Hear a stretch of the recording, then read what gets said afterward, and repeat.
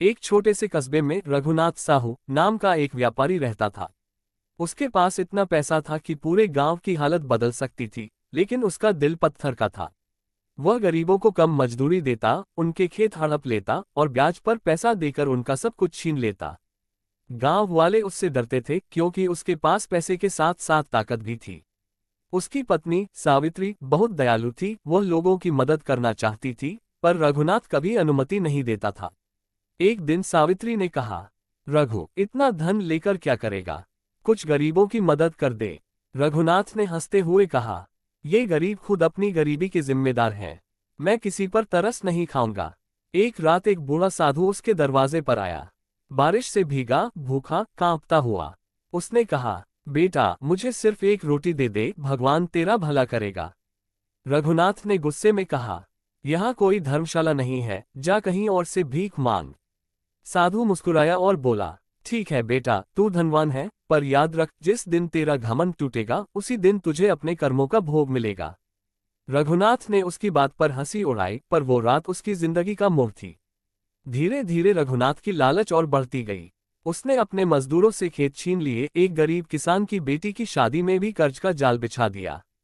वह सोचता था पैसा ही भगवान है, पर उसी साल उसके बेटे राजन को एक गंभीर बीमारी हो गई। शहर के डॉक्टरों ने कहा, इसे बचाना मुश्किल है, अगर किसी का दिल से आशीर्वाद मिला तो शायद। सावित्री ने कहा, उन गरीबों से माफी मांग ले जिनका तूने हक छीना है। पर रघुनाथ ने कहा, मैं कभी किसी के आगे सिर नहीं झुकाऊंगा। राजन की हालत बिगड़ती गई। सावित्री दिन रात मंदिर में रोती रही। एक दिन वही बूढ़ा साधु फिर आया। रघुनाथ ने उसे पहचान लिया, पर इस बार उसका स्वर नर्म था। बाबा, मेरे बेटे को बचा लो, वह गिड़गिड़ाया। साधु बोला, बेटा, कर्मों का भोग तो हर किसी को करना पड़ता है, पर अगर तू सच्चे दिल से पश्चाताप करेगा तो भगवान तेरा मार्ग आसान करेंगे।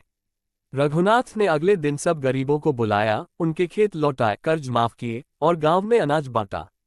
लोगों ने उसके बेटे के लिए दुआएं की, पर नियति का खेल अजीब था। उसी रात राजन ने दम तोड़ दिया। उस रात के बाद रघुनाथ पूरी तरह बदल गया। उसने व्यापार बंद कर दिया और बाकी जीवन गरीबों की सेवा में लगा दिया। गांव में एक बड़ा अनाथालय बनवाया और हर रोज गरीबों को खाना खिलाने लगा। वह कहता, मैंने अपने बेटे को खोया पर इंसानियत को पाया। कर्म का हिसाब भगवान करता है, कोई बच नहीं सकता। वर्षों बाद जब रघुनाथ का देहांत हुआ तो पूरे गांव ने उसे अश्रुपूर्ण विदाई दी।